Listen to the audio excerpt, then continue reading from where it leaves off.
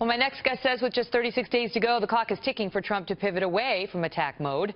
Governor Mike Huckabee joins me now. He's a former presidential candidate and a Fox News contributor. Governor, great to see you.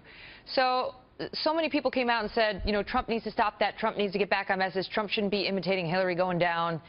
You know, that kind of stuff is in large part, you could argue, what Trump would say, got him the nomination in the first place. He is different. He doesn't bow down to the party leaders. He doesn't sound like the others. He's not going to act like the others. Well, look, who's criticizing him? It's the mainstream media, the New York Slimes, the Washington Compost, and all of their henchmen. And guess what?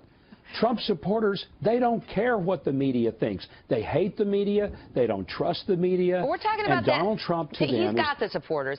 They are with him. That is clear. They believe he's going to change things for them. But we're talking about, so that's the Trump supporters. But then we're talking about this group that's over here. They're like, I don't know about him. I don't like her either. I'm not sure what to do. So with those people, does that stuff help, hurt, or neither?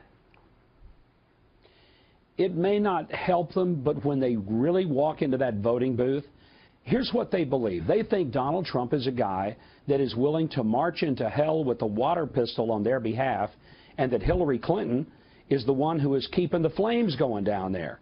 And so it's very clear to them that if they want any change in this country, if they want somebody to fight for them, their jobs, their future, their kids, it ain't going to be Hillary, because she is bought and sold by the donor class. Well, let me ask you this, because Newt Gingrich was on Hannity on Friday night, and he had very different sounding advice for Trump. Listen to what he said.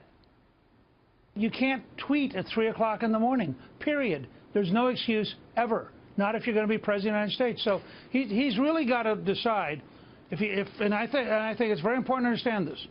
If he's got to be himself, then he may well not win. If he's willing to grow into the role of president, then he may win. In fact, I think he will win. Do you agree with that, or are you more in the field of let Trump be Trump?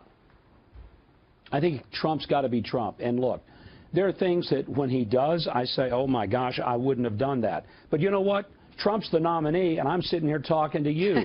So, you know, let's just figure it out.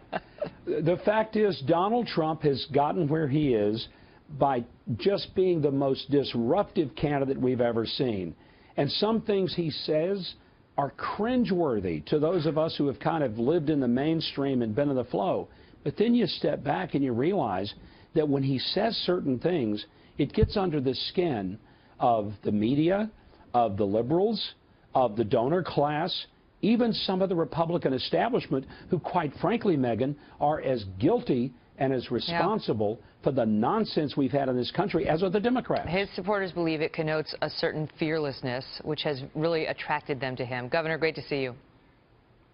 Good to see you, Megyn.